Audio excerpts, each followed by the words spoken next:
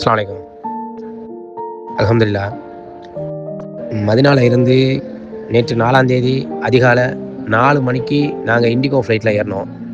Indigo ஃப்ளைட்லேருந்து பார்த்தீங்க அப்படின்னா கிட்டத்தட்ட ஒரு 183 பேர் அதில் பயணித்தோம். அத்தனை பேர் முஸ்லீம்ஸு. ஏறி எங்களுக்கு வந்து மதினா டு ஹைதராபாத் ஃப்ளைட்டு போட்டிருந்தாங்க டிக்கெட்டில். ஹைதராபாத் போகிற வழியில் என்னென்னா அகமதாபாத்லேயே ஃப்ளைட்டை இறக்கிட்டாங்க. அதில் இறக்குனதில் பார்த்தீங்கன்னா 183 பேருமே காலையில் ஒரு 11:50க்கு ஃப்ளைட்டை இறக்குனாங்க. இறக்கி ஒன்றும் இல்லை, ஒரு சின்ன இஷ்யூ தான், செக் பண்ணிவிட்டு ½ அன் ஹவரில் உங்களை ரிலீஸ் பண்ணிடுவாங்க அப்படின்னு சொல்லிட்டு அகமதாபாத் இன்டர்நேஷ்னல் ஏர்போர்ட்டு சர்தார் வல்லபாய் படேல் ஏர்போர்ட்டில் இறக்கி அங்கே எங்களை எல்லோரும் என்ன செஞ்சாங்க அப்படின்னா விசாரணை பண்ணாங்க. விசாரணை பண்ணதில் முகமது அப்படின்னு பேராக இருக்கிறவங்கள ஃபுல்லாக தனியாக ஒரு அறையிலையும், மற்ற 183 பேர் வந்ததில் அதை ஒரு 25 பேர் 30 பேரை மட்டும் தனியாக ஒதுக்கிட்டு எங்களை ஃபுல்லாக தனியாக ஒரு ரூமில் அடைச்சிட்டு விசாரணை பண்ணாங்க. ஒவ்வொருவர்கிட்டையும் விசாரணை பண்ணி அவங்களுடைய அட்ரஸு, ப்ரூஃபு, ஃபோட்டோ இது எல்லாமே வாங்கிட்டாங்க. வாங்கிட்டு எல்லாமே டீட்டெயில்ஸை கேட்டாங்க. அப்போ எதனால எங்களுக்கு இது பண்ணுறீங்க அப்படின்னா, யாரோ முகமதுங்கிறவர் வந்து மெயிலில் வந்து பாம் இஷ்யூவாக இருக்கிறதாகவும் தகவல் சொன்னதாக எங்களுக்கு அங்கே உள்ள ஆஃபீஸர் தகவல் சொன்னாங்க.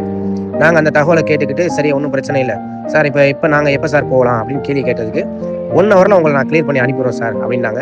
அதேபடிக்கு 1 ஹவரில் அங்கேருந்து கொஞ்சம் கிளியர் பண்ணி இன்டர்நேஷனல் ஏர்போர்ட்லேருந்து மேலே அனுப்புகிறாங்க. மேலே அனுப்பி உட்காருங்க, ஃப்ளைட் இன்னும் வரல, ஃப்ளைட் வரட்டும் அப்படின்னு சொன்னாங்க.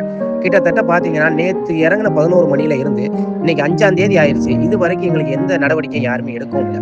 நாங்கள் ஆஃபீஸ்கிட்ட எல்லாத்தையும் பேசி பார்த்தோம். நைட்டு கிட்டத்தட்ட பார்த்தீங்கன்னா ஒரு 55-60 வயசுக்கு மேலே உள்ளவங்க எல்லாருமே வந்து நைட்டு ஃபுல்லாமே இந்த உம்ரா தவாப் செஞ்சுட்டு வந்தவங்க முடியாமல் சூழ்நிலையில் காய்ச்சல், தலைவலி, பல பிரச்சனைகள் அவங்களுக்குலாம் அவங்கள பார்க்க முடியல.